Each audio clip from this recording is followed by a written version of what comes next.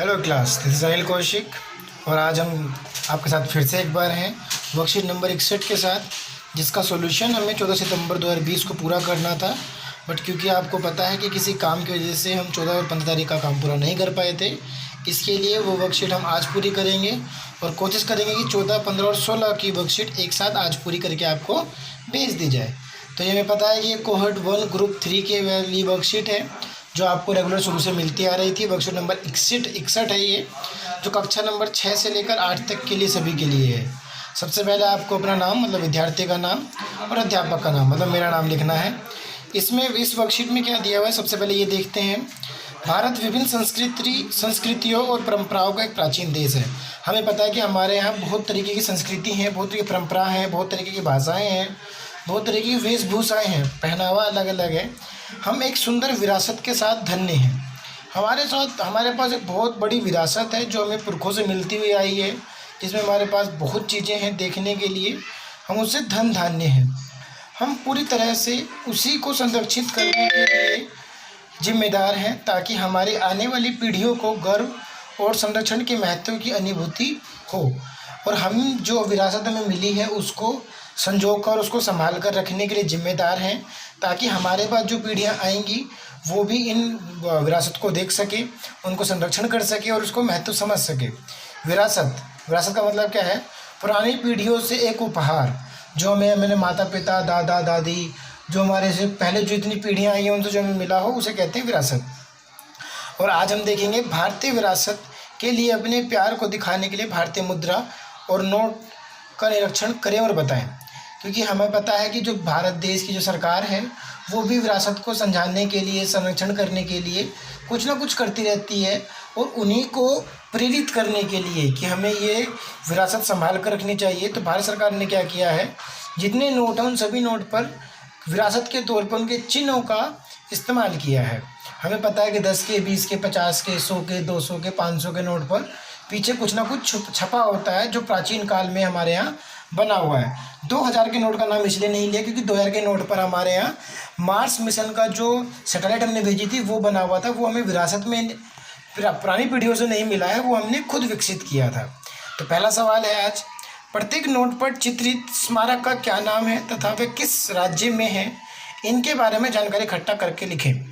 हमें पता है कि आप लोगों ने सभी तरीके के नोट देखे होंगे, 10 का भी, 20 का भी, 50 का भी। ध्यान से देखिएगा, सभी नोट के पीछे जहाँ आगे की तरफ तो गांधी जी छपे होते हैं, पीछे की तरफ कुछ ना कुछ छपा होता है। और जो कुछ ना कुछ छपा हुआ है वो कहीं ना कहीं विरासत में हमें मिला हुआ है। उसी की जानकारी आपको सजानी है कि 10 के नोट पे क्या छपा है, वो कहाँ पर है, 20 के नोट पर क्या छपा हुआ है, वो कहाँ पर है, ऐसी 50 के, 100 के। तो उसके लिए मैंने आपको मदद के लिए लिखा हुआ है, आप देखें ध्यान से कि किस नोट पर क्या क्या छपा हुआ है। हम जानते हैं कि 10 के नोट पर, 10 रुपये के नोट पर पीछे लिखा हुआ है, फिर छपा हुआ है कोणार्क का सूर्य मंदिर। जो कोणार्क मंदिर है, वो जो सूरज मंदिर है वो छपा हुआ है, जो कहाँ पर है, किस प्रदेश में है, वो उड़ीसा प्रदेश में है। मीन्स किस राज्य में है, उड़ीसा में है। 20 रुपये के नोट पर अंडमान और निकोबार द्वीप समूह है हमारा, उसके चित्र बने हुए हैं जो नॉर्थ बे में है। 50 रुपये के नोट पर हम्पी विद चैरियोट, चरखे के साथ बना हुआ है हम्पी, जो कहाँ पर है, हम्पी कहाँ पर है, कर्नाटक में है।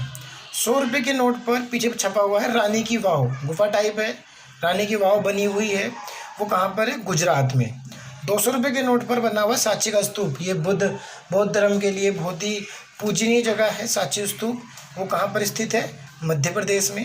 500 रुपये के नोट में 500 रुपये के नोट के पीछे छपा हुआ है लाल किला, और हमें पता है कि लाल किला कहाँ पर है, नई दिल्ली में है। 2000 के नोट वैसे इसने दिया नहीं है, मतलब हमें लिखना नहीं था, फिर भी हमने लिख दिया है कि ताकि आपको पता हो कि 2000 के नोट के पीछे क्या छपा हुआ है, मार्स मिशन की सैटेलाइट। ठीक, ये सवाल नंबर 1 का उत्तर है। आप लोग सबको इसके पूरे इसी तरीके से उतार के तब लिखेंगे। क्वेश्चन नंबर 2 पढ़ते हैं। क्वेश्चन नंबर 2 है आपके पास, क्या आपने किसी ऐतिहासिक स्मारक की यात्रा की है?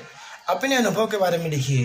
मीन्स क्या आप कभी नई दिल्ली के लाल किले, कुतुब मीनार, या फिर वैष्णो देवी तो चलो हिंदू धर्म में आ जाएगा, वो प्राचीन में नहीं आएगा। कोणार्क मंदिर है, या हम्पी है, रानी की वाव है, और उसके अलावा बहुत सारी हमारे पास स्मारक हैं। क्या आप उनमें से कहीं गए हैं? अगर गए हैं तो अपना अनुभव लिखिए। सवाल नंबर 3, क्या आप नई दिल्ली स्थित राष्ट्रीय संग्रहालय गए हैं, वहाँ प्रदर्शित कौन सी ऐतिहासिक वस्तु ने आपको सबसे ज़्यादा आकृष्ट किया है? पिछले साल हम लोग नेशनल म्यूजियम गए थे, तो वहाँ पर कौन सी चीज़ ने आपको सबसे ज़्यादा आकर्षित किया, वो लिखना है। क्वेश्चन नंबर 4 है, क्या आपके घर के निकट ऐतिहासिक महत्व का कोई छोटा या बड़ा स्मारक स्थित है? जैसे हमारे घर के, जैसे आपके घर के पास तो अक्षरधाम मंदिर है, थोड़ा सा और आगे जाएंगे तो लाल किला भी पास ही पड़ेगा, इंडिया गेट है, तो बहुत सारे ऐतिहासिक स्मारक हैं आप लोगों पर, उसके बारे में लिख सकते हैं। क्वेश्चन नंबर 5, क्या आपके घर में ऐसी कोई वस्तु है जिसे इसलिए संभाल कर रखा गया है क्योंकि उसका प्रयोग आपके पूर्वजों द्वारा किया गया था? क्या आपके घर में कोई ऐसी चीज़ है जिसका इस्तेमाल आपके दादा परदादा या उनसे पहले की पीढ़ियाँ करती हों और वो संभाल कर सिर्फ इसलिए रखा गया हो कि वो पूर्वजों की निशानी है? तो अगर ऐसी कोई है तो उनके उसके बारे में लिखना है और आपको बताना है।